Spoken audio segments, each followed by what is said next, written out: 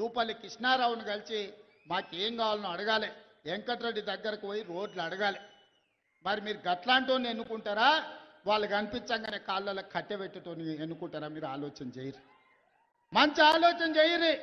మన జిల్లాకు అవకాశం వచ్చింది, మనందరం ఒక్క తాటి మీద నిలబడదాం.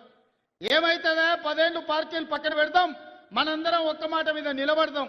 10 ఏళ్ళు 75 ఏళ్ల నుంచి ఎవరెవనుకో ఓట్లేసినామా, 10 ఏళ్ళు మనం కలిసి ఉందాం. మన పాలమూరును పసిడి పంటలతోని అభివృద్ధి చేసుకుందాం.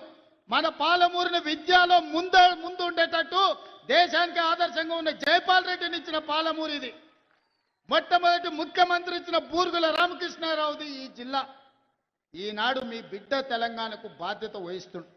ఈ జిల్లా అంతా ఏకం కావాలా లేదా ఆలోచన చేయండి.